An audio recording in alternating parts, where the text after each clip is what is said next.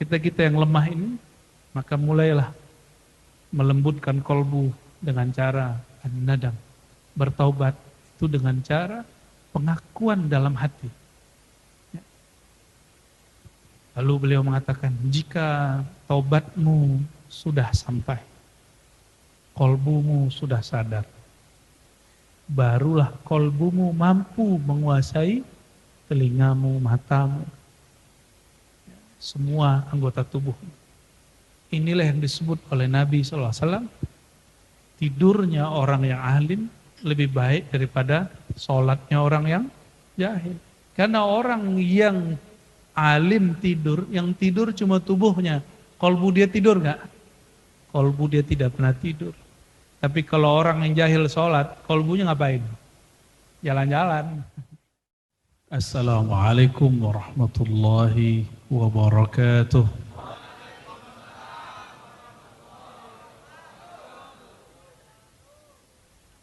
Alhamdulillahilladzi faddalana bihubbi sayyidina Muhammad. Walhamdulillahilladzi faddalana bihubbi Al-Syeikh Abdul Qadir Al-Jilani qaddasallahu sirrah. Walhamdulillahilladzi faqqahana fid din wa nasallallahu an yakhtimana bihi wa yusturana bijamali sitrihi amin ya rabbal alamin. Amma ba'du, puji syukur kepada Allah atas kebaikan, kemurahan Allah. Meskipun hati kita keras, meskipun kita ini jauh daripada kata syukur, tapi Allah masih memberi kita setiap detik, setiap saat. Lakal hamdu ya Rabb. Semoga Allah menerima pujian daripada kita. Dan pujian ini tidaklah sah kecuali melalui pintunya, yaitu kekasihnya Sayyidina Muhammad SAW. Allah yang terpuji, yang paling mengerti cara memujinya, hanya hamba yang paling terpuji, yang namanya berarti Muhammad, orang yang dipuji. Terpuji di langit, terpuji di bumi, karena Allah Ta'ala melimpahkan semua kasih sayangnya kepada beliau. Semoga nama kita, wajah kita, ruhani kita ikut serta dengan ruhani baginda Nabi Muhammad SAW. Biarlah orang di luar berbangga-bangga dengan nasab atau marah-marah karena nasab. Yang penting kita cinta kepada Abul Ansab Sayyidina Muhammad SAW. Beliaulah bapak hakiki dalam semua nasab. Inilah yang disebut oleh Syekh Abdul Qadir Jilani, bahwa Allah berkalam, Rasulullah berkalam. Al-alam minni, ini bukan hadis Nabi, tapi ini kalam ruhiyah. Al-alam minni wa ana minallah. Alam itu sumbernya aku. Maksudnya ana abul alamin. Akulah bapa alam semesta, sumber alam semesta. Meskipun kita ini secara nasab bukan zuriat Nabi SAW, tapi pastikan tubuh ini, darah ini, daging ini, tulang ini, semuanya bersumber dari nur baginda Nabi Muhammad SAW. Dan tentu beruntung ada orang yang bernasab kepada baginda. Kita hormat kepada mereka. Apapun keadaan mereka, sunnikah mereka, syiahkah mereka, pendosakah mereka, itu urusan mereka dengan kakeknya nanti, baginda Nabi Muhammad SAW. Apakah melalui jalur Wali Songo ataupun Wali Songo? Ada Wali Songo enggak? Ataupun menjaluri Sadah Ba'lawiyah, Sadah Al-Hasani wal-Husaini, kita hormat dan ta'zim kepada semua mereka. Tetapi Al-Imam Al-Hakim At-Tirmizi mengatakan, al-walayah, kewalian tidaklah khusus kepada zuriat Nabi SAW secara nasabi, tapi yang mewarisi rohani Nabi Muhammad SAW. Maka tidaklah pantas orang yang bernasab merasa lebih tinggi daripada orang alim. Sebagaimana orang alim tidaklah pantas merasa dirinya lebih mulia daripada orang bernasab. Semua anugerah dari Allah. Siapa yang milih dia bernasab kepada baginda? Siapa yang kemudian memberikan dia hak memahami ilmu-ilmunya? Semuanya Allah Subhanahu wa ta'ala. Itu sebabnya untuk mengademin hati banyak-banyak sholawatnya. Sholawat yang lembut-lembut kayak tadi dibanyakin. Nanti hatinya akan dilapangkan dengan cinta. Amin ya rabbal alamin. Untuk hati kita semua, rohani kita semua. Dan untuk tabibul qulub Sayyidina Muhammad sallallahu alaihi wasallam. Dan waris tabibil qulub Sayyidina Al-Qutub Ar-Rabbani Syekh Abdul Qadir Jilani. Al-Fatihah. Bismillah.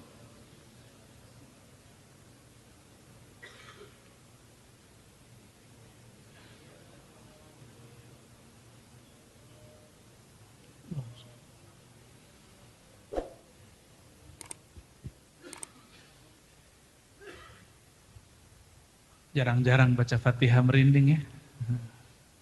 Itu nikmat dari Allah Subhanahu wa ta'ala. Saya bawa kitab Al-Fathur Rabbani wal Faid Ar-Rahmani karya As-Sayyid Asy-Syarif Al-Arif Al-Qutub Ar-Rabbani Asy-Syaikh Abdul Qadir Al-Jilani. Qaddasallahu sirrah. Dan kami terhubung kepada beliau melalui banyak jalur, baik melalui jalur Naqsyabandiyah Khalidiyah, karena semua Naqsyabandi Khalidi karena Qadiriyan. Semua orang yang bernaqsyabandiyah Khalidiyah pasti dia mengerti jalan Qadiri. Dan kita juga mengambil jalur Qadiriyah wa Naqsyabandiyah. Kita juga mengambil jalur Sammaniyah. Kata guru saya, thariqat Sammaniyah itu al-jam'u bainal khalwatiyah wal qadiriyah. Kumpulan kombinasi daripada khalwatiyah dan qadiriyah, jadilah namanya as-samaniyah. Dan kita juga punya sanad ya kepada beliau, semoga Allah memberkahi sanad ini ya.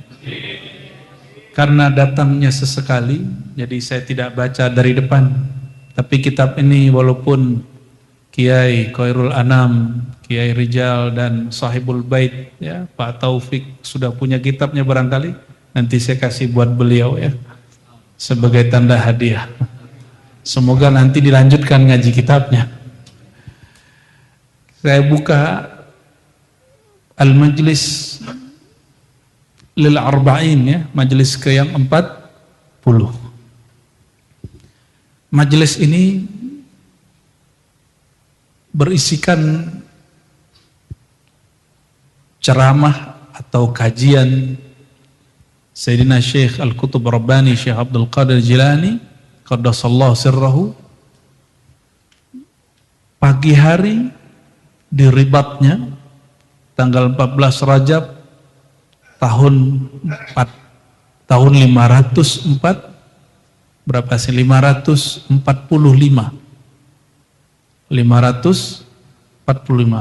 beliau wafatnya 561 wafat 561 umurnya 90 berarti lahirnya tahun berapa?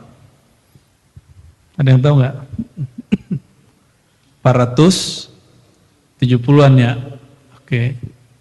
Maka beliau pernah berguru kepada Imam Ghazali. Beliau juga berguru kepada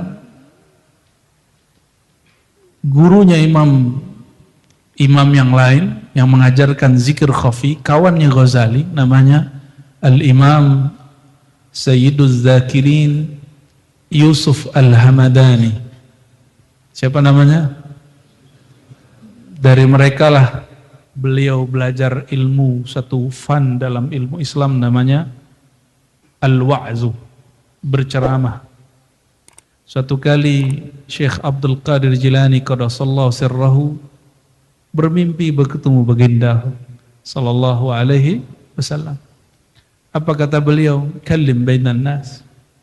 Mulailah engkau mengajar di hadapan manusia. Lalu Sidi Syekh mengatakan, kaifa ukallimun nas ya sayyidi ya Rasulullah wa ana ajami. Bagaimana mungkin aku mengajar kepada mereka wahai baginda Sedangkan lisanku ini lisan bukan lisan Arab. Ini muka-muka Arab ma'lum ini ya. Beliau ini zuriat Nabi, tapi besarnya bukan di Arab. Ngomongnya pakai bahasa campur Persia, campur Kurdi, tapi bisa bahasa Arab. Ya. Karena orang Arab itu juga saling ejek-mengejek urusan kefasihan. Saya dengar orang Mesir ngejek orang Maghrib, Maroko. Ya, kata salah satu dosen saya dulu orang Mesirnya. Ish hadha maghribi, takallam bi aswa lughat katanya. Apa-apa nih orang Maroko ini kok ngomong bahasa jelek sekali. Kata orang Maroko, ish hadha masyriqi azhari. La yaktub innama yankul. Apa-apaan nih orang Azhari ini katanya. Orang Mesir ini. Enggak pernah nulis dengan benar, cuma nukil aja dari kitab. Jadi mereka saling, tetapi kita tidak akan mengambil bagian yang khotnya itu ya. Kita ambil bagian positifnya, biarlah mereka bertengkar. Orang Arab memang hobi bertengkar ya. Sampai sekarang kan. Ya. Anehnya sama Israel baik-baikan, sama saudara seiman, perang. Begitukah sekarang? Ya, coba lihatlah beritanya. Ya. Kita tinggalkanlah dunia ini. Ya. Inilah mati sebelum mati. Jadi orang kalau nanya, gimana cara mati sebelum mati? Hadiri majelis kolbu, maka duniamu mati saat itu. Ya. Jadi kalau orang sulit sekali berteori, berfilsafat tentang Tuhan, hadiri majelis tasawuf. Bukan kajian tasawuf, tapi majelis. Apa beda kajian tasawuf? Kajian tasawuf, orang mengkaji tentang tasawuf, itu namanya peneliti. Anda bisa mengkaji itu di kampus, ntar ketemu saya lagi. Tapi kalau mau belajar tasawuf, hadiri majelis-majelis kolbu. Mereka tidak lagi menteorikan tentang Tuhan, langsung dirasakan. Di tahun tersebut, di bulan Rajab, hari ke-14, pagi hari, Yaumul Ahad, pada hari Minggu. Boleh nggak nyebut Minggu? Nggak sunnah ya? Saya ketemu orang Kristen, pimpinan gereja di Marseille. Marseille itu nggak di Marseille, Lampung ya? Lampung Selatan ya? Marseille, coba baca. Marseille. Nggak bisa. Marseille itu daerah Prancis. Ini saya ingat teman saya dulu orang, dia ngajar di Lampung. Cuma kami udah lost kontak karena saya jarang buka email, juga nggak punya WA lagi. Itu dulu ngajak saya buat acara lintas agama di Marseille, di KJRI. Pendetanya jago bahasa Arab. Antum ini lewatnya. Kami 3 jam ngomong bahasa Arab terus sama dia. Terus terakhir kiai apa kata dia? Zur ma'ahadana. Itu terjemahannya gimana tuh? Zur ma'ahadana. Kunjungin dong ma'ahadku. Loh, masa diterjemahin pondok pesantrenku? Ternyata dia punya sekolah seminari, itu canggih level provinsi. Itu jago bahasa Arab. Orang Marseille, dan dia menyebut hari Minggu Yaumul Ahad. Padahal dia pendeta Kristen. Itu masalah bukan masalah agama, itu masalah bahasa. Jadi boleh nyebut hari Minggu? Cuma kalau saya lebih senang menyebut Yaumul Ahad, tapi depannya pakai Yaumul. Ya, pakai Yaum. Kalau orang kampung saya nyebutnya bukan Ahad, hari Akad. Ternyata hari itu banyak orang akad. Allahumma sholli ala sayyidina. Cocok logi. Beliau menuliskan satu riwayat dari Nabi SAW. Idza aradallahu bi'abdin khairan faqqahahu fid din wa bassarahu bi'uyubi nafsih. Ingin dapat keberkahan dunia akhirat? Ingin jalannya diberkahi? Ini jalannya. Man idza aradallahu jika Allah berkehendak, lalu digunakan itu bi'abdihi. Secara bahasa boleh saja idza aradallahu abdan gitu ya. Atau ila abdin, tapi di sini gunakan ba. Dulu saya ingat syekh saya mengatakan hadza litaukid bal takhsis. Ini menunjukkan khusus. Jika Allah menghendaki pada seorang hamba, syaratnya harus menjadi hamba. Apa yang Allah inginkan? Khairan. Kebaikan. Kebaikan itu sesuatu kebenaran yang tepat. Ada sesuatu yang benar tapi tidak tepat. Nah, khair itu sudah tepat. Maka khair itu juga diartikan khiyar, pilihan, terpilih. Khairu ummah terbaik, umat terpilih. Wallahu a'lam bishawab. Itu secara bahasa. Apa ciri-cirinya? Faqahahu fiddin. Allah akan membimbing dia kepada jalan, kepada komunitas, kepada majelis, kepada channel, kepada apapun yang menghantarkan dia faham agama. Coba cek kawan kita sekarang siapa? Kawan dalam artian kawan dunia akhirat. Kawan yang kalau kita berkeluh kesah kepadanya. Komunitas yang sering kita duduk bersamanya apa? Coba dilihat, apakah komunitasnya mengarah kepada tafaqquh, ya? Tafaqquh fid din, memahami agama. Karena beliau pernah bertemu Imam Ghazali. Kata Imam Ghazali dalam Muqaddimah Ihya dan di awal-awal kitab-kitab yang lain, apa kata beliau? Kitab Ihya ini aku peruntukkan bagi orang yang mengaku faham agama.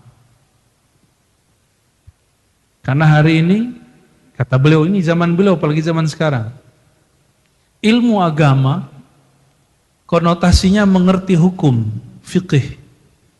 Sedangkan fiqih dalam ilmu orang zaman salafus saleh, itu semua yang berkaitan tentang agama disebut fiqih. Lama-kelamaan fiqih itu hanya berkaitan dengan hukum, boleh, tidak boleh, sunnah, bid'ah. Sudah kena bid'ah belum hari ini? Ya, dibedahin orang belum hari ini? Belum ya? Bahas bid'ah, yang sono bid'ahin kita emosi. Kita nanggepinnya emosi, ini sama-sama gak ngerti agama. Kalau ada orang bid'ahin kita, ada dia emosi, itu tanda dia gak paham agama. Karena orang paham agama, untuk menyalahkan orang ada caranya. Nabi Muhammad SAW tahu bahwa menyembah berhala itu salah. Tapi apakah beliau menyalahkan langsung? Apakah beliau langsung serang Mekah? Tidak. Ketika ada kesempatan waktu Hudaybiyah bisa menyerang Mekah, Nabi nggak perang. Jadi tidak semua kebenaran harus perang. Ini apa-apa perang, apa-apa perang. Benar belum tentu baik untuk kita. Dia benar tapi belum saatnya.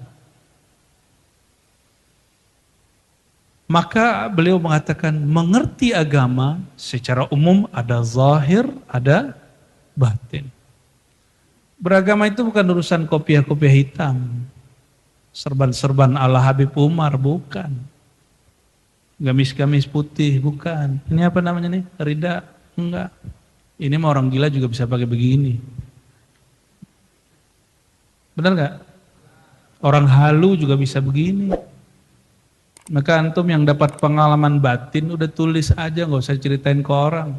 Itu disebut mubasyarat. Apa artinya? Apa arti mubasyarat? Kabar gembira, nggak usah GR. Ya. Apa kata Nabi SAW, hadis Muslim, tidak tersisa, la tabqa minal mubasyarat, tidak tersisa kabar-kabar gembira di akhir zaman, kecuali ar-ru'ya as-salihah, pengalaman batin. Kalau orang ahli bahasa nerjemahinnya mimpi, enggak. Yang ngerti hadis ini ahli tasawuf. Ar-ru'ya as-salihah itu penglihatan-penglihatan rohani yang bersifat batin. Itu cuma kabar gembira. Maka jangan GR-GR amat. Ya. Saya sudah banyak ketemu nih orang, GR bener kalau mimpi Rasulullah SAW. Loh Abu Jahal juga ketemu Rasulullah kok. Biasa aja kali. Tulis aja, bersyukur. Tapi lapor kepada mursyid, kalau punya mursyid boleh. Ya, mursyid nanti akan arahin, nanti ini murid dijadikan apa. Arahnya, zikirnya apa. Tapi kalau orang tidak berguru, nah kata beliau di majelis ke-39, apa kata beliau? Malam yakun lahu syekhun fa iblisu syekhuhu. Orang gak berguru, iblis lah gurunya. Cuma lewat YouTube terus mimpi ketemu aneh, ketemu Habib, ketemu Syekh, ketemu mursyid. Ya udah ngerasa, sepertinya nih Buya nih, milih aneh. Akhirnya kalau ketemu bilang, Buya, tau gak saya? Ada juga yang datang ke Habib, Beb, kenal aneh gak? Kalau ente wali pasti kenal aneh. Allahu Akbar. Ada loh orang-orang GR begitu. Ada orang-orang, Nabi itu Rasulullah, tapi masih kenalan dulu sama orang. Datang orang Madinah, Nabi belum pindah ke Madinah. Apa yang Nabi lakukan? Nabi bilang, wahai ahla Yathrib, u'budullah, sembahlah Allah. Aku Muhammad, aku utusan Allah. Masih mengenalkan diri. Aku ini utusan. Ini giliran ketemu. Ente tahu nggak siapa aneh? Ya salam. Itu su'ul adab. Ya. Kalau kita mimpi ada pengalaman rohani, jangan begitu. Ya. Hatta saya misalnya nih udah ketemu beliau. Terus udah berapa tahun kalau ketemu adab ini adab berkawan, apalagi pada guru. Ente ingat aneh nggak? Nggak begitu. Itu sok akrab namanya. Kayak begitu. Mas, saya Fulan masih ingat nggak? Gitu baru. Kenalin diri dulu. Minimal dia kan pura-pura kenal. Oh ente gitu. Kan seneng gitu kan. Coba kalau ditanya, kamu tahu nggak siapa saya? Emang kamu siapa? Digituin kira-kira gimana? Sedih. Oh, Syano bukan wali. Nggak kenal aneh. Ternyata ada kaidah baru. Jadi wali harus kenal dia. Allahumma salli ala Sayyidina Muhammad. Al-Qadhi Ibn Abu Bakar Ibn Al-Arabi, murid Ghazali. Ini bukan Ibn Arabi yang punya kitab Futuhat, Sufi, murni. Ini Ibn Arabi Ghazali. Ini khalifahnya Imam Ghazali di Andalus. Apa kata beliau?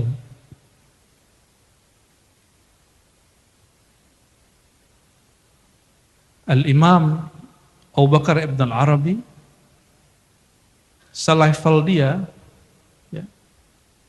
dia masih memandang gurunya Al-Ghazali, kebanyakan baca kitab filsafat. Suatu kali kata dia baca dan dengar Imam Ghazali berkalam, terus dia ngomong, Imam Ghazali ini luar biasa, cuma sayang, kebanyakan dapat racun filsafat. Ini kritik murid kepada guru. Ternyata dia ketemu Ghazali sebelum Ghazali menjadi sufi murni. Tapi setelah beliau jadi sufi murni, tidak lagi seperti itu. Ya. Malah dia memuji Imam Al-Ghazali. Kembali ke teks ini. Jika Allah berkehendak kepada seorang hamba kebaikan, maka ada dua ciri-cirinya. Dia dimudahkan faham agama. Dulu ada seorang Habib, masih hidup sekarang, guru saya juga. Ya, saya ngambil sanad juga ke beliau. Al-Habib Ali Al-Jufri, murid Al-Habib Umar. Dan seperguruan dengan Habib Umar, jadi mereka walaupun guru murid, punya guru lagi, namanya Al-Habib Abdul Qadir As-Saggaf di Jeddah. Kata beliau,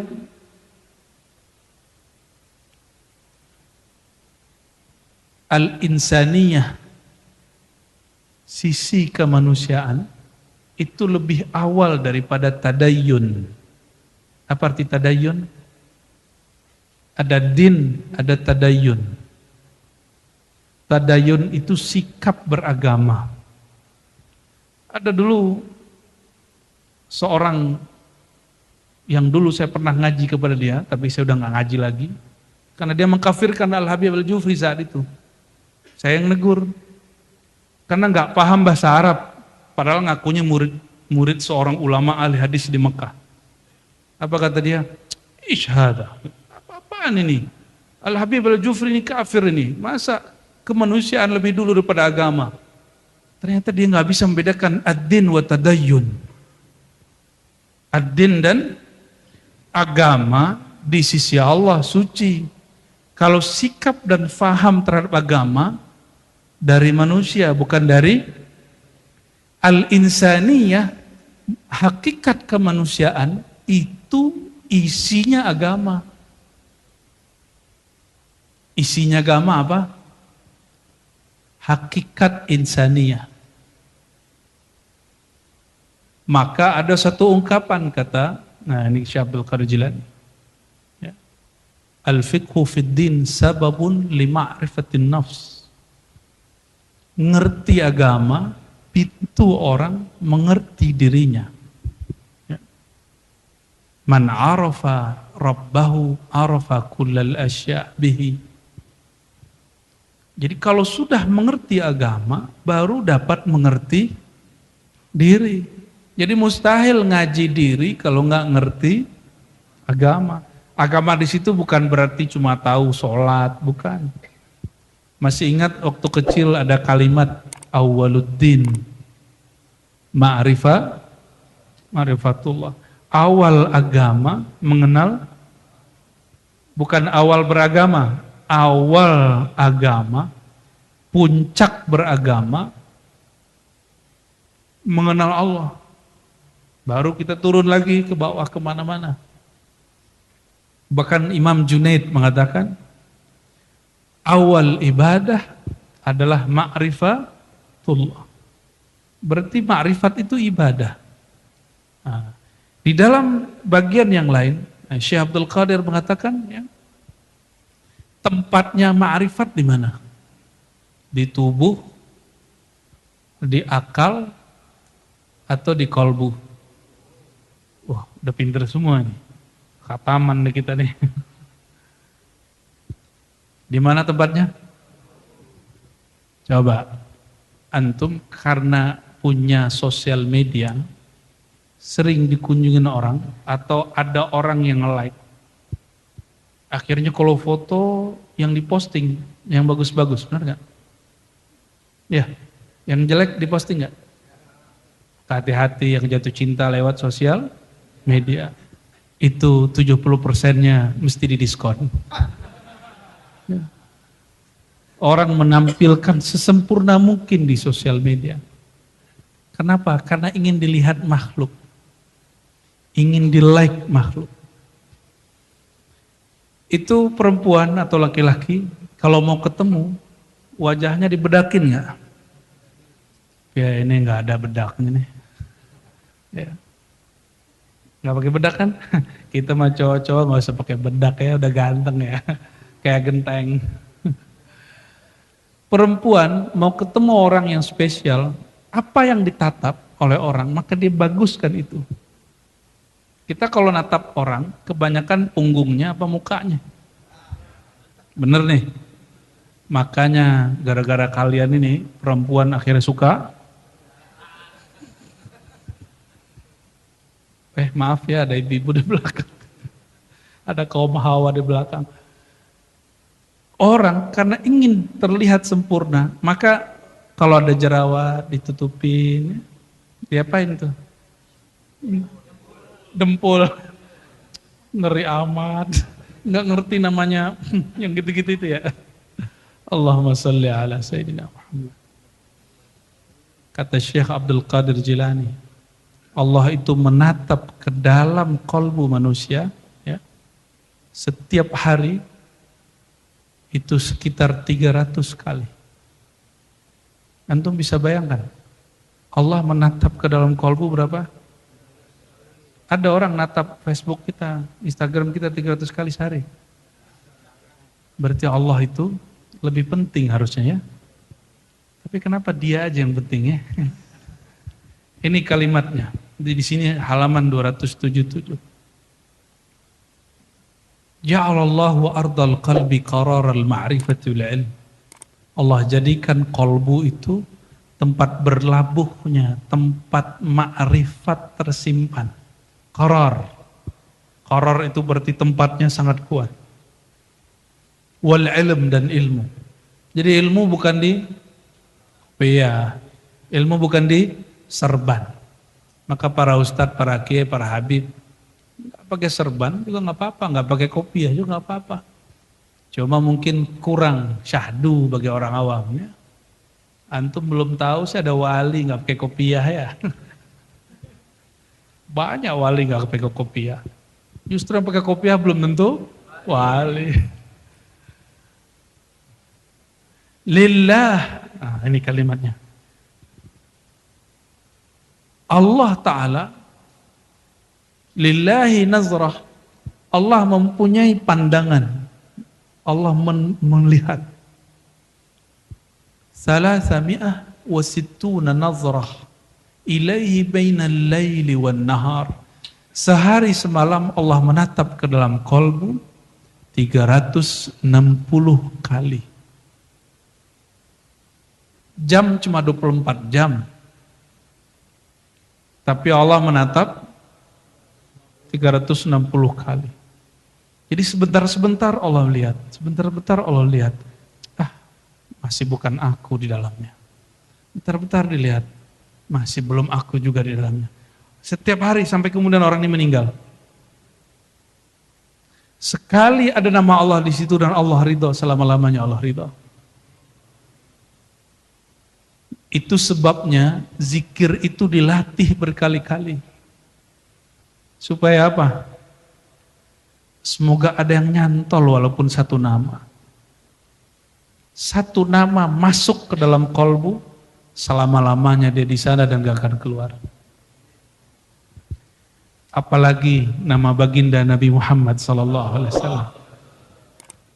Itu orang yang tadinya habis berbedak. Jika ditatap oleh orang yang dia suka, berdesir nggak jantungnya? Nah, gitu dia. Ya. Yang belum pernah bingung.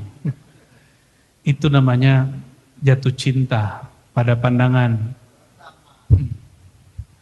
Sok romantis ya. Padahal nggak pernah juga. Apabila Allah memandang kepada kolbu, kalau kita tadi karena dipandang wajah oleh orang kita bagus-baguskan wajah. Ini kalau seandainya teman-teman ini nggak mandang pakaian, saya pakai kaos aja nih ceramah, ya kan nggak gerah kan, ya santai, kakinya naik-naik, itu kan seru tuh ya. Tapi karena hijabnya manusia salah satunya pakaian, maka para ustadz itu kadang membaguskan pakaiannya, lupa dengan isi pakaian. Ya, ini pesan untuk semua para penasyid. Ya. Saya suka sekali dengan salawat antum, khususnya malam ini. Ya. Suara itu karena ingin didengarkan, makhluk kita bagus-baguskan, benar gak? Makhluk paling mulia siapa? Muhammad sallallahu alaihi wasallam. I'tikadkan bahwa setiap kali berselawat, salawat ini didengarkan oleh beliau sallallahu alaihi, itulah yang disebut al-musalli wasilun ila habibihi, orang yang berselawat sampai kepada kekasihnya, yaitu Rasulullah sallallahu alaihi wasallam. Honor mah nanti aja pikirin ya. Ya orang udah cinta Nabi, honornya pasti besar ya. Honornya dari Allah Subhanahu sallallahu alaihi asyara marrat. Allah lipat gandakan salawatnya 10. Ya, kalau Allah sudah lipat gandakan, makhluk pasti lipat gandakan. Allahumma salli wa sallim wa barik alaih.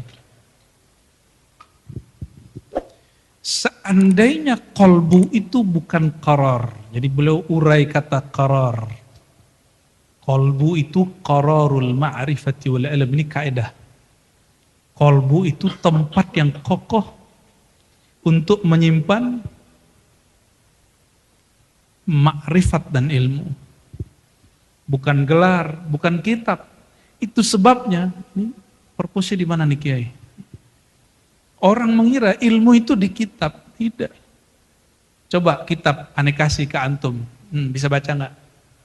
Enggak, paling cium-cium dong, pengen dapat berkah. Berkah itu di kolbunya guru yang mengerti isi kitab.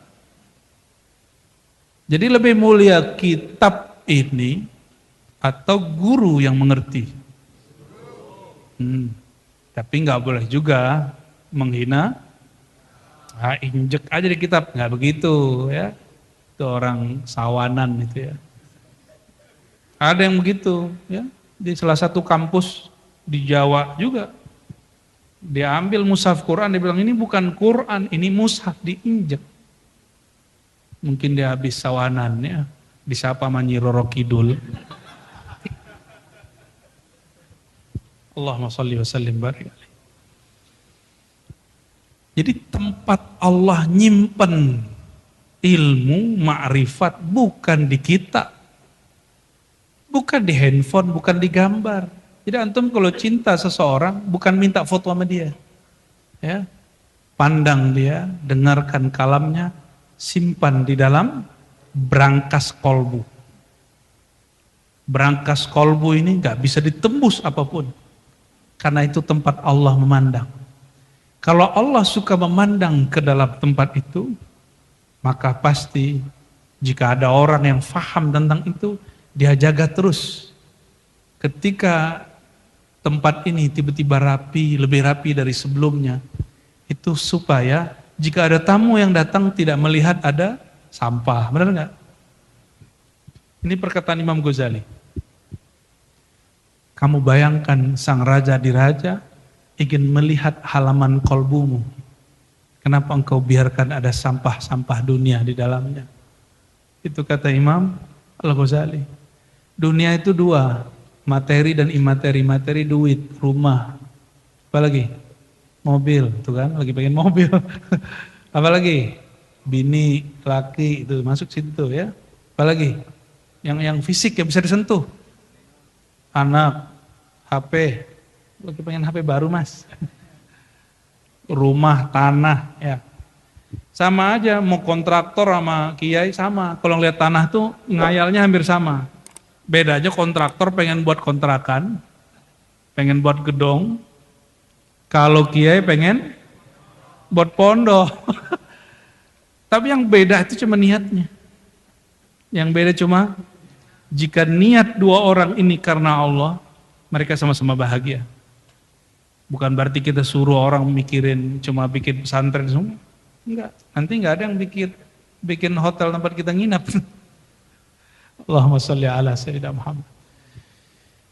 Apa kata Syekh Abdul Qadir Jilani? Laula an ja'alahu qararan, seandainya Allah tidak menjadikan kolbu sebagai brankas file tempat menyimpan ma'rifat, menyimpan ilmu, maka tentulah makrifat itu hancur. Hancur dalam kolbu. Maka kolbu itu mesti kuat.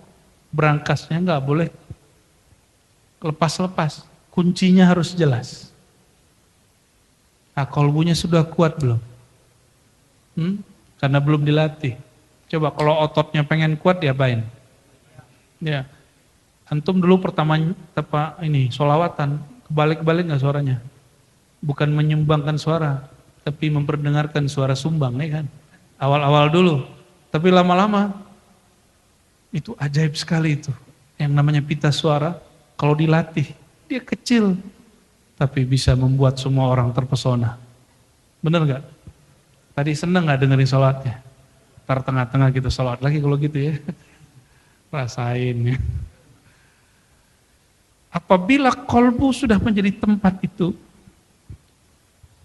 maka wajib kita jaga.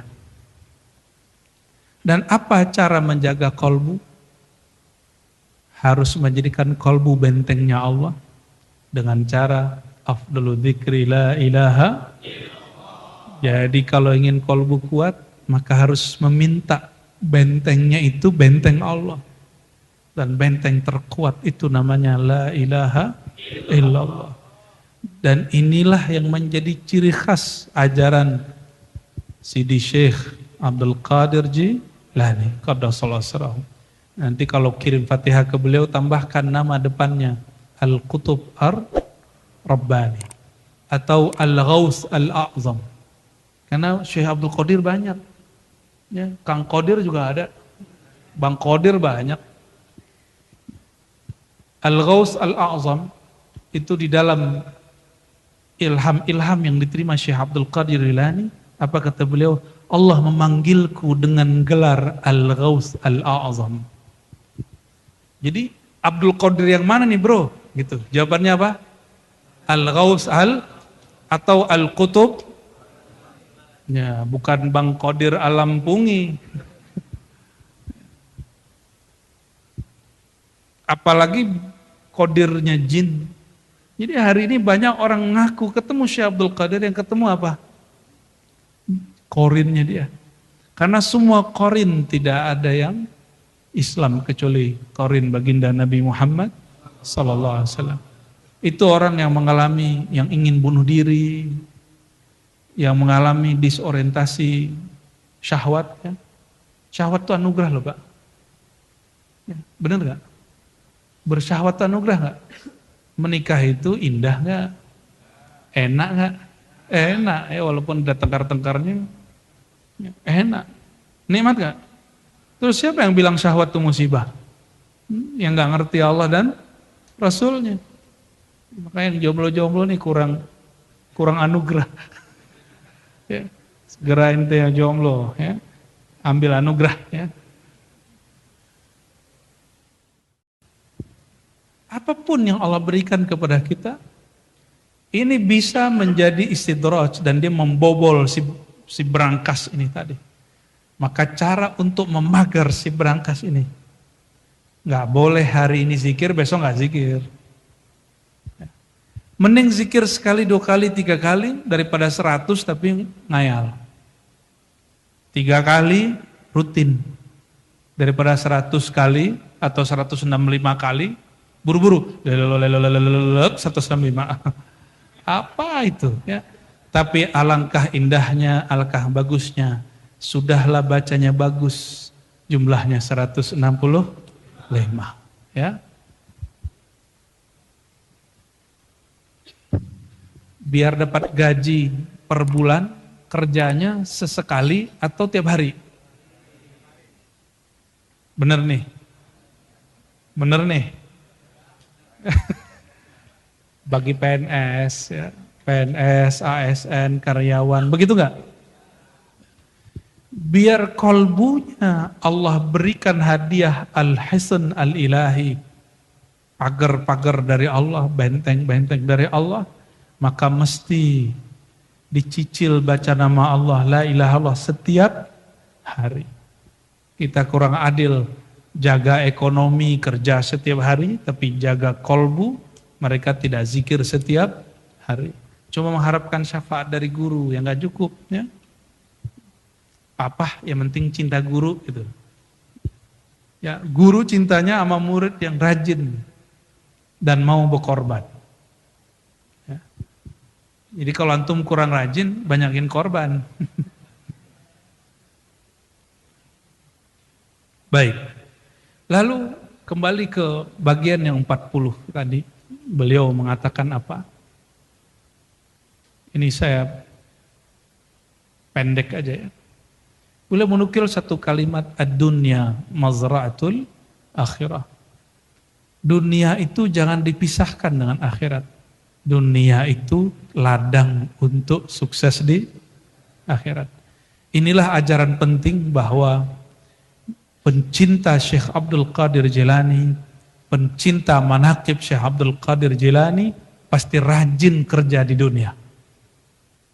Kenapa dia rajin? Karena dia tahu dunia adalah mazra'atul akhirah. Mau pergi haji bisa nggak kalau nggak kerja? Bisa, tapi hatinya harus kerja. Pergi haji, ada yang berangkat, ada yang diberangkatkan itu masalahnya bab tajrid. Sampai nggak nih makom tajrid? Tajrid itu kita dikejar dunia. Kalau asbab, antum cari dunia. Kalau nggak nyari, nggak makan. Itu namanya nggak berobat, nggak sembuh. Berarti Tapi antum nih duduk-duduk aja, sebut-sebut nama Allah doang. Nongol duit, nggak tahu caranya gimana. Ada aja yang nganterin. Gimana? Sudah begitu belum? Belum. Jadi jangan sok-sokan tawakal. Itu bukan tawakal, itu namanya malas. Ya. Malas sama tawakal itu kembar secara zahir ya. Batinnya beda. Jika rajin menanam, pasti rajin memupuk ya. Pasti apa ujungnya? Manen. Ada ungkapan may yazra yahsud. Orang yang menanam pasti panen. Kapan menanam nama Allah dalam kalbu? Pernahkah menanam, menancapkan nama Allah di dalam kalbu? Sehingga dia tumbuh menjadi sebuah as-sa'adah, kebahagiaan. Kalau tidak pernah nanam nama Allah di kalbu, nggak akan pernah tumbuh kebahagiaan. Gelisah terus. Orang mau meninggal, itu lidahnya masih bisa ngomong nggak? Nggak bisa.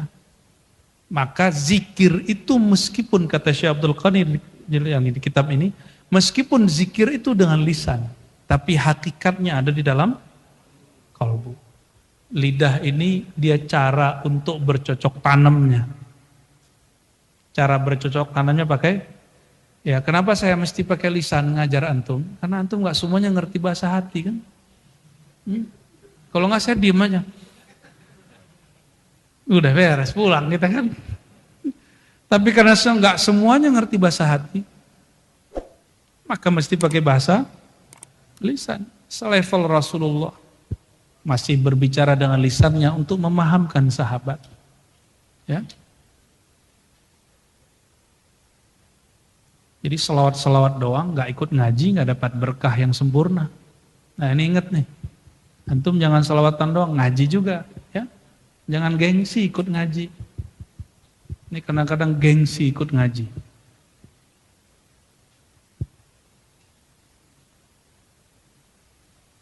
Kata beliau, al-ijabah yakunu ba'dal istijabah. Kapan Allah menjawab doa?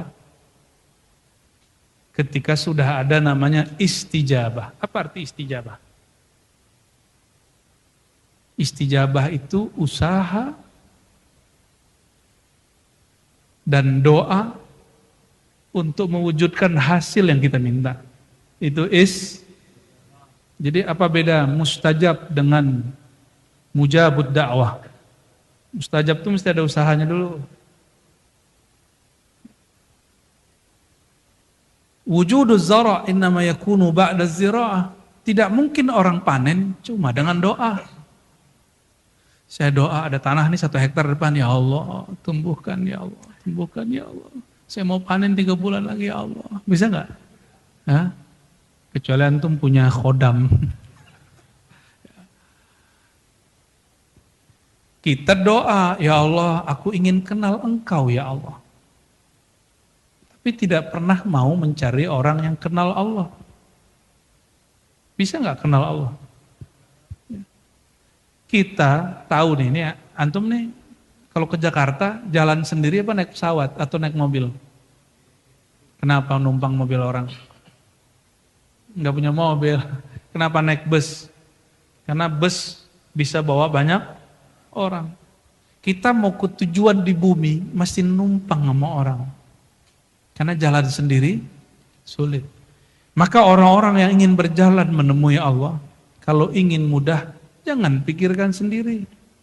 Berjamaahlah dengan jamaah yang sudah ada. Nanti si jamaah akan punya kendaraan. Ada yang kendaraannya seperti bus. Ada yang kendaraannya seperti kapal. Ada yang lebih cepat lagi pakai pesawat. Paham analog kias ini? Ya. Jangan coba jalan kaki sendiri. Nyampe di Merak, nyampe di mana nih? Bekahuni, kakinya udah copot. Ya. Inilah nasib orang yang egois tidak mau berguru. Nanti pulang-pulang di halu, dia bilang aku udah nyampe Jakarta. Padahal baru nyampe Bekahuni. Ternyata di situ ada tulisan Jakarta panah. Dia pegang-pegang lah tulisan itu. Ini Jakarta bro. Foto dulu ya kan. Pasang status. Ternyata dia baru sampai pada Plang ke Jakarta. Dan hari ini banyak orang sampai di Plang. Plang itu bernama dalil. Maka hari ini orang belagu kalau ngomong dalil. Mana dalilnya? Benar gak? Dia kira dalil itu Tuhan. Dia kira dalil itu segala-galanya. Kalau kita sudah sampai di Jakarta, masih perlu peta nggak? Bukan, peta ke Jakarta nih.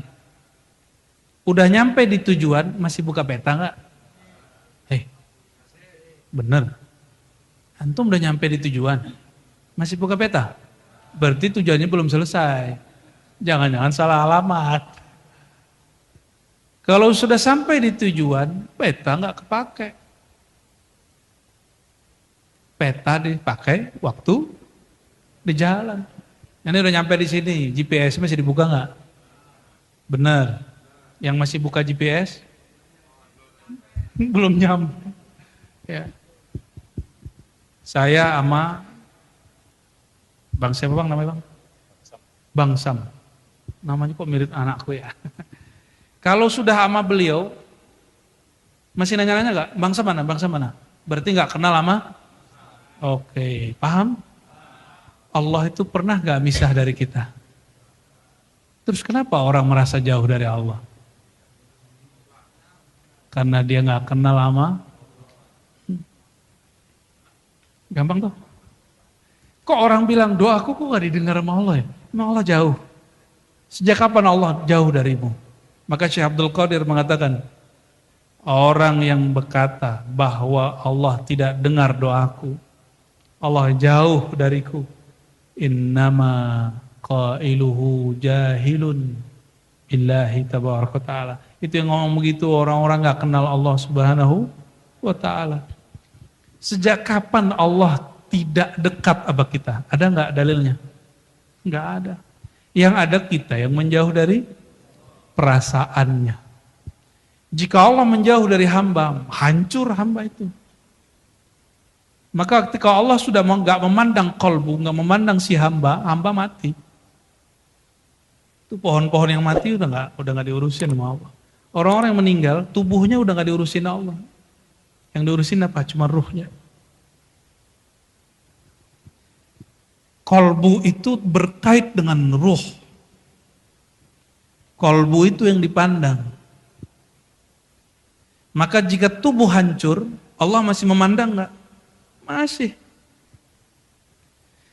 Apabila dia telah mendapatkan nazrah, pandangan ridha Allah waktu di dunia, barulah ketika dia mati, bahkan dia saat masih hidup, dengan memandang wajahnya murid mendapatkan berkah.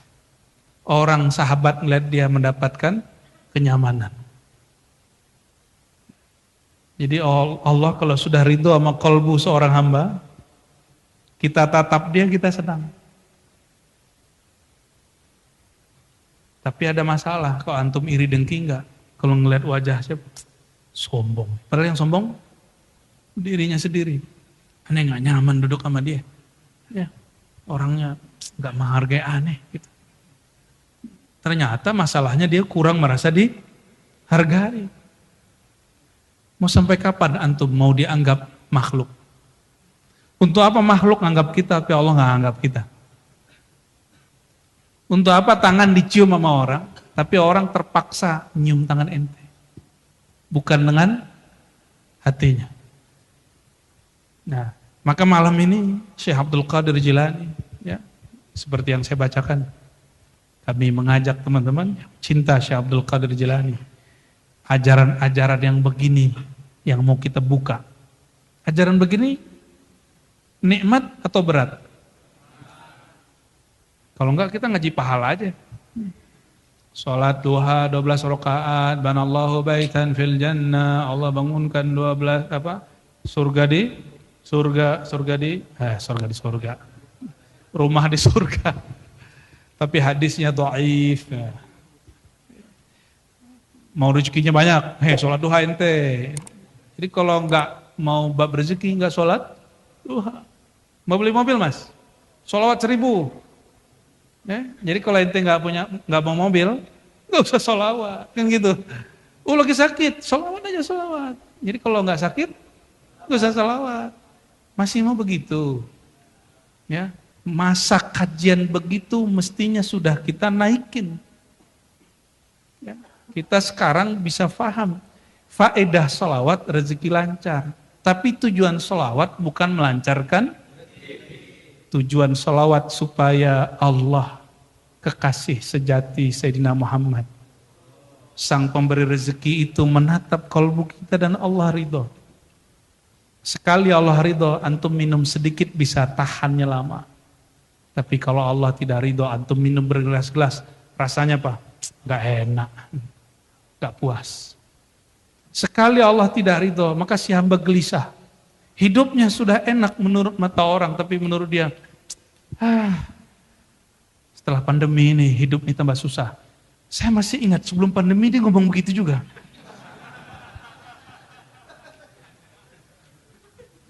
Soalnya Kak, zaman sekarang nih Bu ya, jualan mah susah, hidup mah sulit.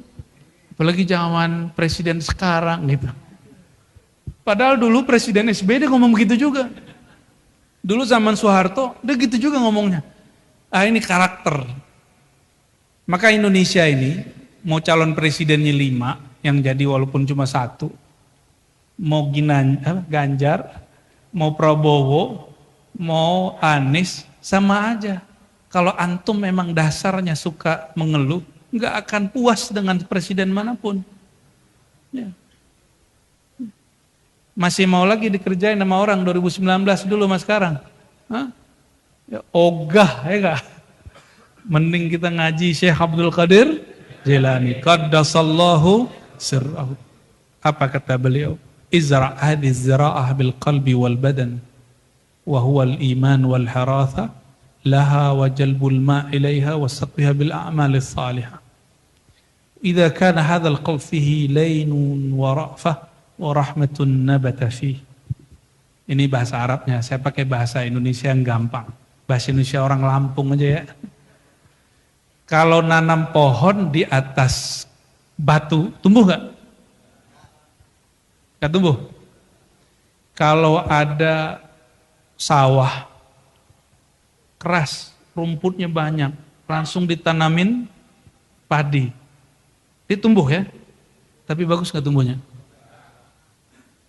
Inilah sebabnya kenapa banyak orang zikir tapi gak berbuah. Dia egois, gak mau ngikutin guru. Apa kata dia? Gue langsung tanam aja nih. Gak usah pakai guru, langsung aja buka kitab atau channel YouTube.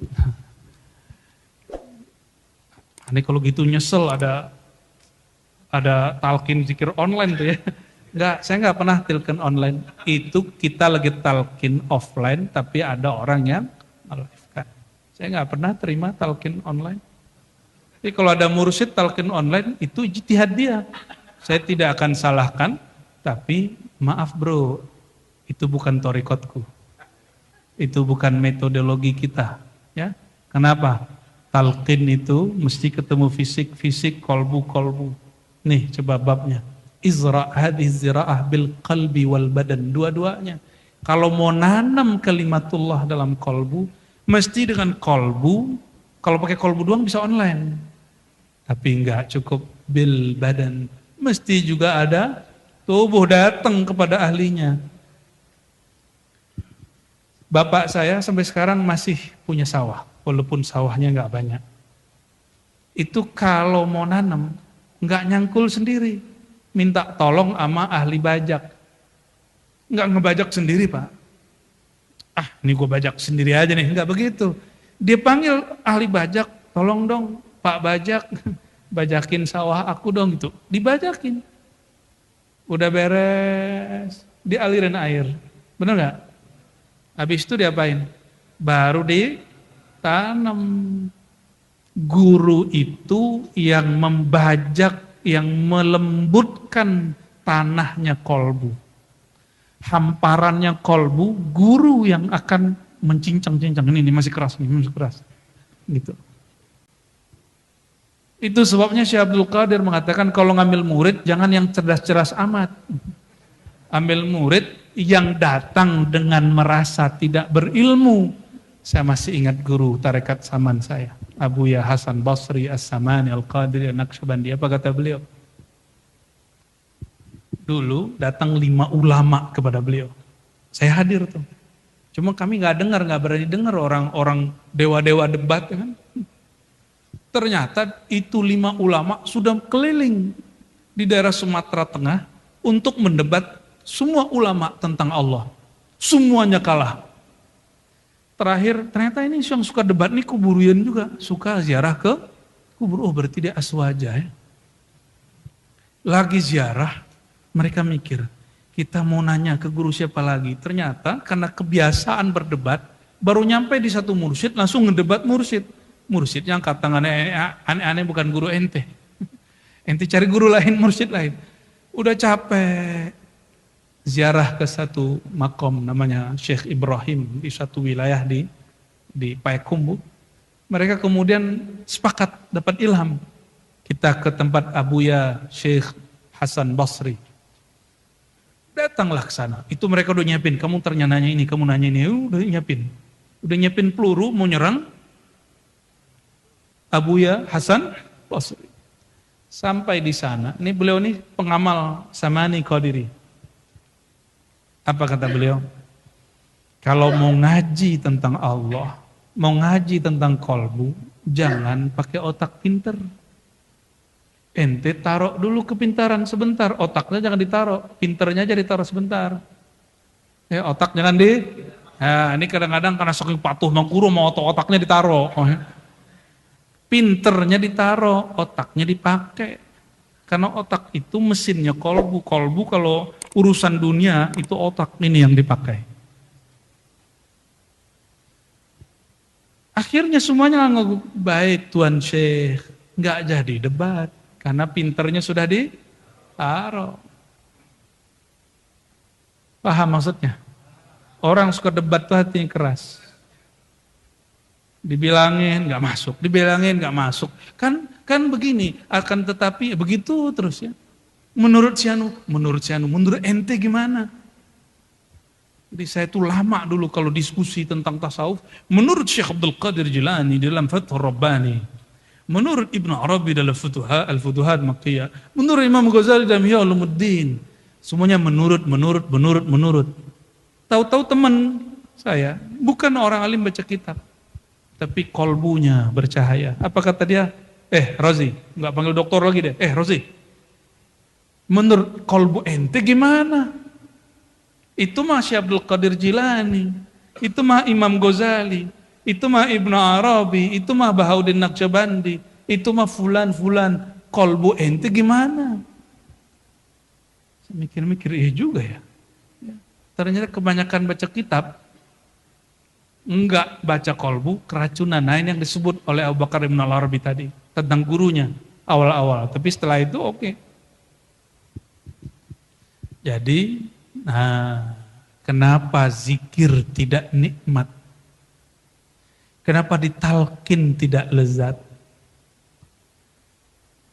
Padahal yang mentalkin sudah wakil talkin. Diangkat 1000 kali mungkin ya. Disahkan 1000 kali jadi wakil talqin. Ngomong ke orang, ini wakil talqin. Misal ya. Atau ngomong, ini mursyid ya, akhi, ini mursyid. Ente bilang begitu 1000 kali. Ya. Tapi tidak pernah membajak kolbu murid.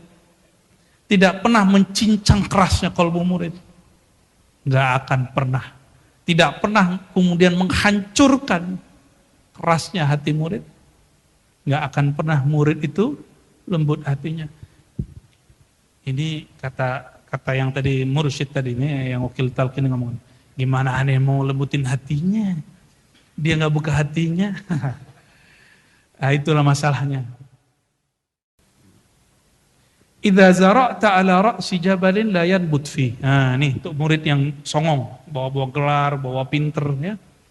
Idza zara'ta ala ra'si jabalin.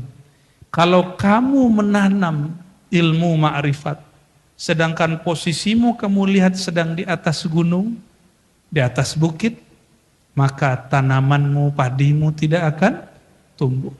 Maka kalau kita bawa nih, saya anak sekolahan, saya ini orang pinter, saya ini PNS, saya ini santri, saya ini jago baca kitab, datang ke guru, ke mursyid begitu, siap-siap zikirnya gak nikmat. Mau 1000 mursyid juga antum gak akan nikmat. Kenapa? Karena datang kita merasa lebih tinggi daripada orang yang mengajar. Adakah air mengalir ke atas? Maka jika ingin mendapat air ma'rifatullah, kita gali tubuh ini, kolbu ini sedalam mungkin. Ya. Itulah rahasia la ilaha illallah. Ya. Kenapa la ilallah tidak nikmat? Karena kolbunya belum digemburkan dengan istighfar. Belum dimantapkan, dipagar dengan syahadat la ilaha. Ada orang udah istighfar tapi dia enggak syahadat. Nah, maka kalau mau talqin zikir, mau belajar zikir, mau wiridan, semua wiridan mulai dengan itu pagar. Itulah makna hadis qudsi, la ilaha illallah itu adalah bentengku. Kalau saya terjemahkan, syahadatmu kepada Allah itu benteng. Pagar kuat. Maka wirid-wirid kita itu akan jebol, besok pagi jebol. Wah, gue lemes nih, kenapa malam tadi khataman 70.000 bro. Dia nggak sadar bahwa yang membuat dia bisa berzikir 70.000 adalah Allah. Ani terharu akhi, tadi talqin air mata mengalir. Sepertinya hatiku sudah mulai bercahaya. Allahumma sholli ala sayyidina Muhammad. Kagum ke diri sendiri namanya ujub. Itu sebabnya tidak semua tangis itu ikhlas. Ada tangis-tangis ujub, ada tangis-tangis riya. Biar kelihatan sama murid soleh. Ustadz kita nih hatinya lembut sekali. Kalau doa sholawat, matanya berlinang-linang. Kolbu tahu, kolbu yang bohong. Ya, tanpa disadari. Karena kolbu punya alam yang disebut alam bawah sadar. Kolbu inilah yang ngatur tubuh kita dari tadi. Coba dari tadi sebagian besar antum ngangguk-ngangguk, nggak sadar kan ngangguk? Itu kolbu yang gerakin. Maka orang kalau sentuh kolbu, itu tubuhnya akan ikut semua tanpa berat. Untuk ngangguk itu loh sulit, benar nggak? Coba lagi disalib orang pakai motor, gitu, sulit ya? Oh sulit, sekarang aneh kata-katain, aneh ceramain, ngangguk gitu. Itu kolbunya. Coba di tepi jalan dikata-katain orang, ente zikir yang banyak, berantem. Ente minggir ya, kolbunya benerin di tepi jalan, kayak nyambung. Kita nggak terima. Kenapa nggak terima? Kolbunya belum terkondisikan. Ya. Jadi kalau ada orang yang tidak nyaman sama kita, barangkali salah kita sendiri. Mungkin kolbu kita belum connect sama dia. Ya. Berarti takdir kita bukan sama dia, ya. Udah pada keluar tuh beberapa tuh, halul hisab. Khair, nggak apa-apa. Mesti husnuzon ya. Untuk penutup kajian ini, saya buka bab yang lain, yaitu bab ke-33, Majelis Ats-Tsalis wa 23, ya, Ats-Tsalis wal 'Ishrun. Bolehkah ngaji kitab loncat-loncat gitu? Boleh, kalau ngaji kilatan. Tapi kalau antum ngajinya talaki, atu-atu dari depan. Nah, kalau itu harus datang ke Jakarta ya. Talaki namanya. Kalau gini, aneh bagi-bagi aja. Mana yang berasa nyambung, sesuai dengan malam ini kita sampaikan. Bismillahirrahmanirrahim. Majelis ke-23 ini mundur dari yang tadi. Disampaikan beliau di madrasahnya di Baghdad pada pagi hari Jumat 12 Zulhijjah tahun 545. Beliau menukil satu riwayat, inna hadhil qulub la tasda. Sesungguhnya kolbu ini sungguh la tasda'u, sungguh akan bernoda. Berarti salah satu tabiat kolbu apa? Dinodai. Apa yang menodainya? Itulah yang disebut asyahawat, keinginan-keinginan daripada jiwa. Orang kita lihat ada orang terkenal, kita pengen terkenal, tuh yang rusak kolbu tuh. Ahli sholawat ini gak usah minta terkenal. Yang antum baca itu paling viral di langit dan di bumi. Siapa yang antum sebut barusan? Sayyidina Nabi SAW. Orang yang menyebut sang hamba paling viral, jika dia tulus, dia akan diviralkan Allah Subhanahu wa Ta'ala. Di mana? Ya, di bumi mau urusan lain ya. Insya Allah. Inna hadhil qulub, sungguh kolbu itu akan rusak, akan ternodai. Jika dia airnya akan keruh. Wa inna jilaiha, pembersihnya adalah qiraatul Quran wa dzikrul mauti wa hudurul majlisil dzikr. Ini ada 3 ya. Meskipun kolbu itu bisa ternodai, rusak, keruh, tapi dia menjadi murni kembali dengan 3 hal. Tadi yang ngikutin apa? Qiraatul, membaca Al-Quran. Maka kita kalau sudah belajar zikir bukan berarti kemudian aneh gak suka baca Quran, aneh zikir aja. Itu yang nyuruh zikir, dalilnya dari mana? Quran. Maka membaca Quran wajib, karena pintu zikir itu Quran. Wal Qur'anu dzikrun. Quran itu sendiri adalah zikir. Tapi jika membaca Quran hatinya belum terasa nikmat, jangan salahkan Quran. Nah, apa makanan paling enak orang Lampung? Seruit. Celurit. Seruit. Oke. Kalau ini Bang Sam ini bilang seruit gak enak, itu yang masalah lidah dia atau seruitnya? Maaf Bang ya. Itu korban kalau dekat aneh. Dekat-dekat ya jadi bahan. Kalau lidah kita yang masalah, badan kita yang gak enak, terus sajian yang ada di depan itu kita gak bisa menikmati, jangan salahkan sajiannya. Jangan salahkan menunya, jangan salahkan mursyidnya, wakil talqinnya, atau pemimpin majelisnya. Mungkin kolbu kita belum siap. Cukup katakan begitu, aku mungkin masuk, jiwaku belum siap, kolbuku belum dikondisikan. Kenapa ada ayat khudhu zinatakum, ya, khudhu zinatakum inda kulli. Ya, begitu ayatnya? Benar? Gak ada yang hafiz nih. Ya, tolong benerin kalau salah. Katanya mau buat pesantren tahfiz ya. Khudhu zinatakum. Zinatakum. Kalau bagi ahli fikih, pakaian yang bagus menutup aurat. Dan bagi ahli rohani, pewaris ajaran Sayyidi Syekh Abdul Qadir Jilani, zinatakum, apa arti zinatakum? Jilaul qalbi. Sesuatu yang bisa membuat kolbu terang. Pakailah pakaian kolbumu, penerang kolbumu. Kenapa? Baju ditatap orang, kalau Allah natapnya apa? Kolbu. Maka kalau datang ke masjid, datang ke majelis, siapkan kolbu. Apa persiapan kolbu? Enggak mesti jadi orang suci. Kesiapan kolbu sebelum masuk majelis merasa mengaku kolbuku ini bermasalah, maka aku harus datang ke majelis. Itu namanya persiapan. Tapi kalau antum datang ke majelis, ini mah orang soleh, ini mah ahli wirid, pada sholat 165 beres. Orang begini gak akan nikmat masuk majelis. Dia cuma nikmat sama mursyid dia doang, mursyid lain gak nikmat.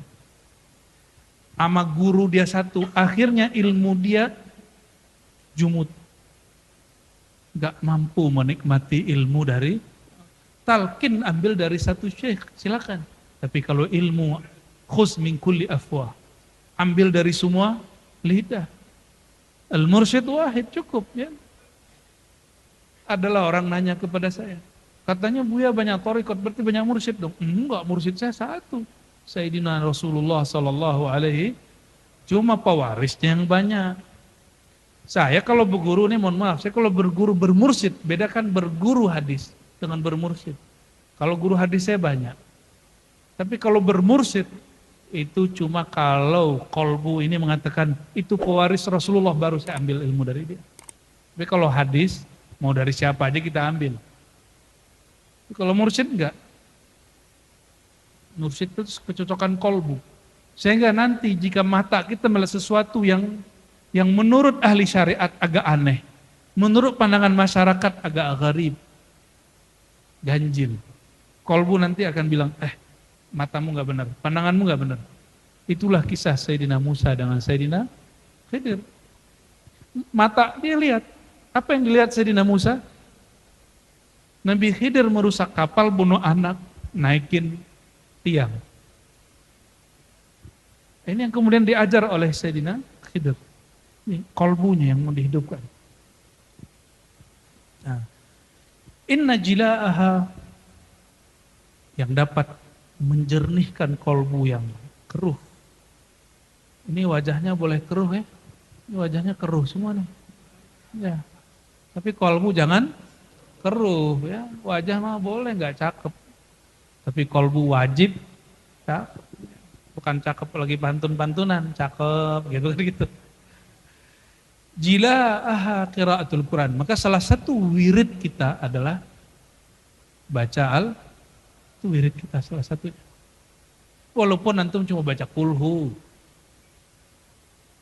Mau pinter nggak? Baca Quran setiap hari minimal kulhu 3 kali sebelum tidur.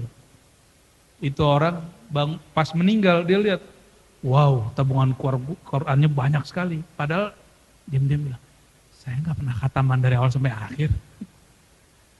Ternyata Nabi SAW pernah mengajarkan Sayyidah Aisyah, hadis sahih. Ya, ada di Sahih Muslim, saya ingat saya.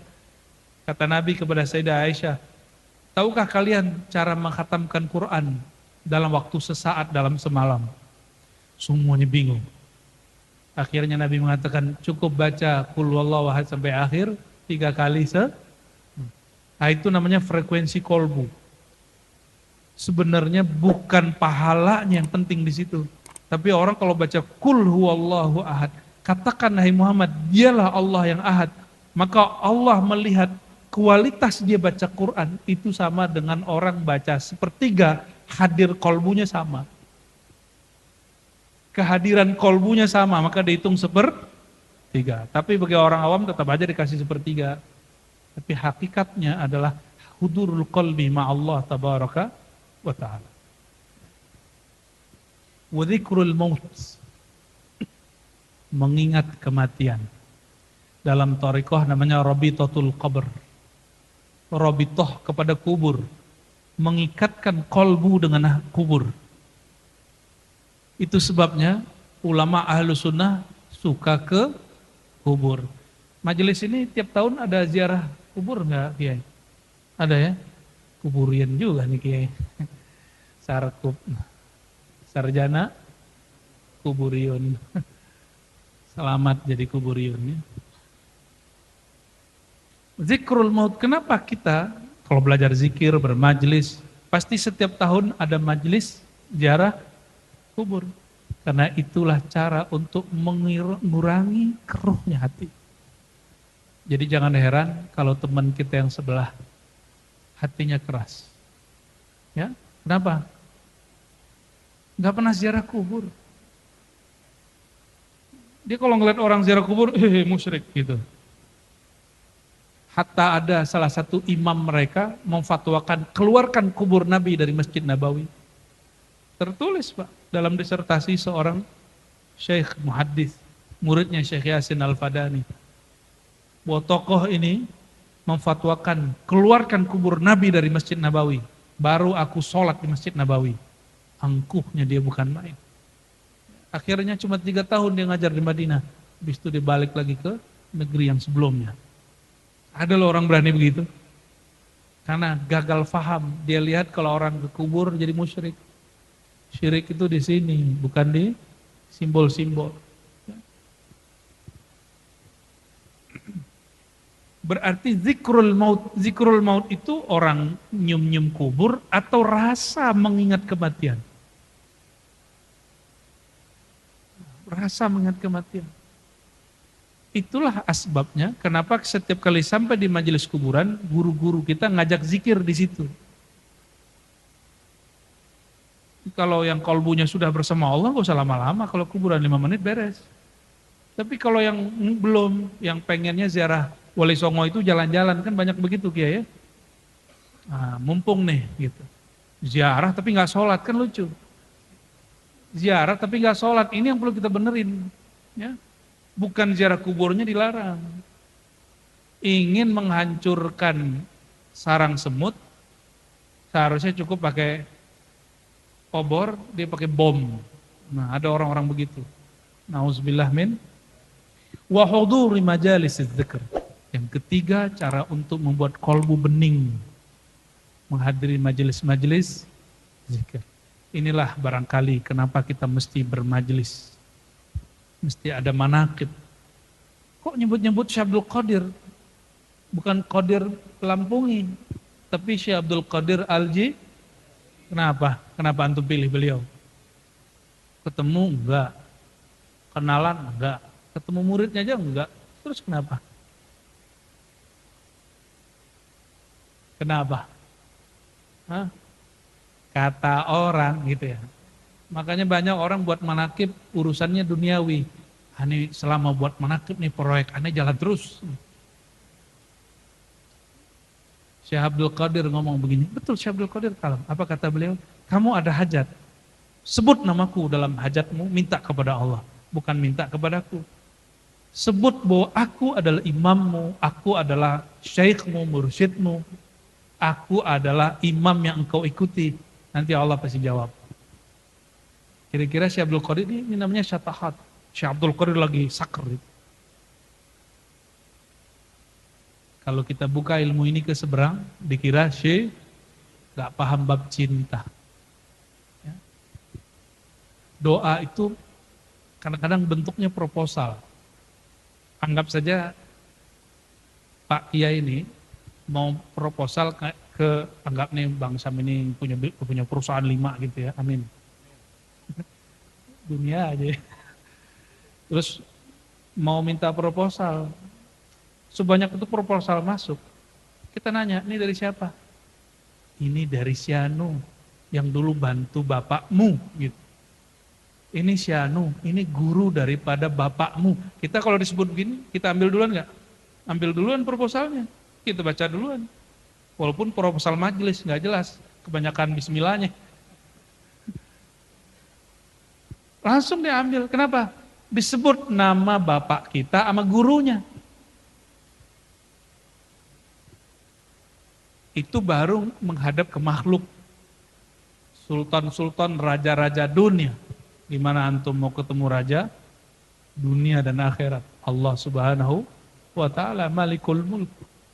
Jadi kita tawasul bukan nyembah Nabi. Ada nggak yang nyembah Nabi Muhammad SAW? Ya. Kita ini gak pernah nyembah Nabi Muhammad, nyembah Nabi Isa, nyembah Nabi Musa. Adakah yang nyembah Nabi Khidir? Apalagi nyembah wali. Syekh Abdul Qadir Jilani wali apa Nabi? Kita gak mungkin nyembah dia. Orang Islam beres, maka teman-teman yang takut masalah kami tawasul ini syirik, gak usah khawatir, ini beres, kami ngaji sifat 20, benar gak? Kita zikir la ilaha illallah setiap hari, gak usah khawatir. Khawatirin diri ente aja sama Allah ya. Gak usah khawatirkan kita udah punya mursyid, kita udah punya syekh, punya sanad. Ketika Syekh Abdul Qadir Jailani mengatakan, kalau kamu ada hajat sebut namaku. Karena orang kalau sebut nama gurunya, nama syekhnya, nama mursyidnya, nama imamnya, dia lupa kepada dunia. Itulah rahasia menyebut nama syekh. Kata Syekh Saman kepada muridnya dulu, kamu nanti kalau ada masalah, panggil namaku ya Saman. Masih ada begitu nggak di Lampung? Nggak, orang Palembang begitu, orang Betawi dulu begitu. Syekh Abdul Somad Al-Falimbani itu menceritakan hal yang sama, bahwa itu terjadi pada dirinya. Ketika lagi di laut, ombak gede, apa kata mereka? Ya Saman. Bukan berarti mereka berdoa kepada Syekh Saman, tapi mereka bilang, ya Allah, saya ini murid kekasih engkau namanya Syekh Saman. Saya ini murid daripada murid-murid yang terhubung kepada Syekh Abdul Qadir Al-Jilani. Nah, inilah yang disebut al-barakah. Ya. Fi kulli dzikri salihin tanzilur al-barakat war-rahmat. Setiap kali orang sebut nama orang soleh, turunlah keberkahan dan rahmat. Maka kalau kita doa, kita katakan bijahin Nabi SAW, wa bihaqqi Syekh Abdul Qadir Jilani, itu bukan berarti syirik. Itu hanya nunjukin bahwa kita ini pencinta beliau. Ya. Baik, lalu beliau sebagai ikhtitam mengatakan, tubu biqulubikum summa bialsinatikum at-taubatu qalbu daulatin tuqallibu daulata nafsika wa hawaka wa syaitanaka wa aranaka nafsu. Idza thabata qalbuka